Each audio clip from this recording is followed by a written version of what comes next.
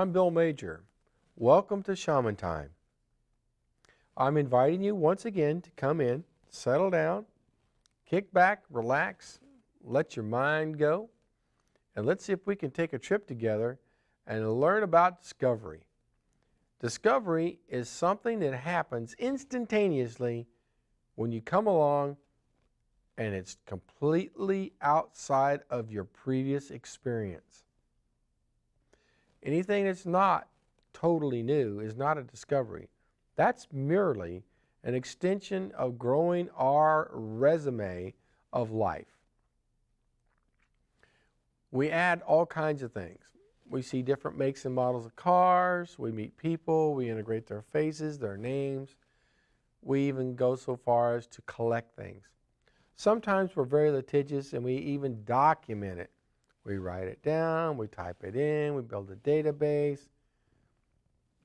Discovery, though, to actually go and find pure discovery can be done within ourselves at a spiritual level and an emotional level, as well as a physical level. I've given some consideration that our minds glom on or hold on to things more when we involve more of the senses. If we're tactile, that's the touching piece, and we're auditory, we hear, and visual, we see. The more of the senses that we involve in what's going on, the greater the chance of an aha moment and creating discovery. I certainly remember the first time that I touched a hot burner. I really discovered what it was to get burnt. An event of which I've not repeated because it was so painful. I'm leading toward this that not all discovery has to be painful like the burner. But yet we can have as strong as an experience of discovery as that tactile burn with the sense of touch in our minds and inside our heads. The flash that goes on in our brains when we touch and we pull back on the burner with that energy level and that impression can be gained without having to have the pain. I've even heard the expression, it's painful to gain this. It's painful. No pain, no gain. Well, maybe in the physical sense of bodybuilding, no pain, no gain. But you don't have to have pain to have discovery in an intellectual or spiritual way. A lot of us grew up on Bible stories or fables, or the handed down yarns that were spun by our aunts and uncles and even our nephews and cousins sometimes. Discovery is available to all of us. We merely turn our mind's eye into a direction of unknown or something that's not understood, or maybe something that's partly understood but yet has mystery involved with it.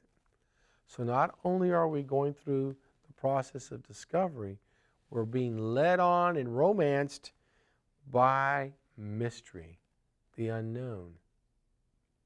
And some things look magical. So not only now do we have the part about mystery, but things that appear unexplainable in the phenomena of which they happen and occur as we discover them. I'm sure that if someone struck a match for the first time and it flared up, you certainly were taken by it. But as they took out more matches and they struck them, over time, what was repeated, the glamour and the mystery of it that you had the first time you saw it diminishes over the repeated performances of the same event. So the discovery can wane quite quickly from being the leading thing of our mind's eye and attention and what our recall is attached to in the short term, because we move on to something else. And we move on because we have an insatiable appetite for learning. We're just geared that way. We're made to learn. We come equipped with all kinds of ways to learn. Our senses themselves, the basic senses, assist us to have input to learn and to recall and to comprehend. It's not till we move into the world of language and then written language that it becomes even more apparent that our ability to recall it's just phenomenal. It's not until we start becoming dependent upon outside sources of recall that it begins to become secondary in our primary activities of what we're doing in discovery. When we discover something, we catalog it.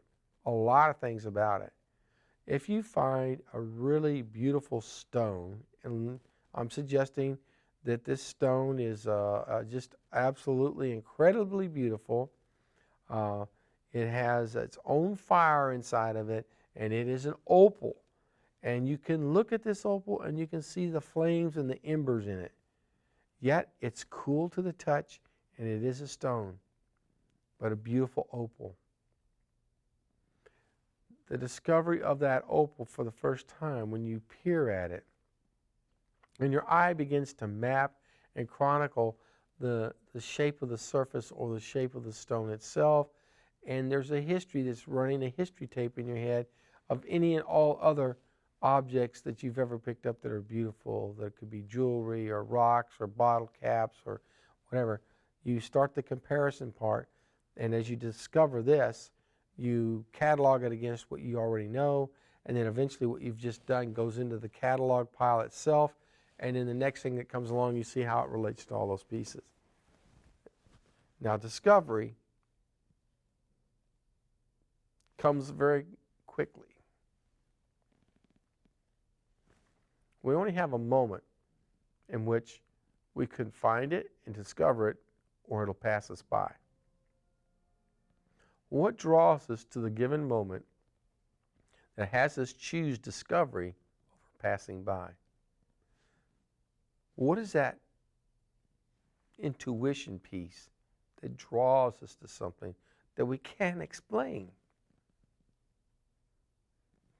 Why did I go into the toy box to find this particular object that I've played with before? And yet, there's something new about it. I begin to understand there's more to it than just how it was designed, that it's actually an integral part of a bigger system of things of play.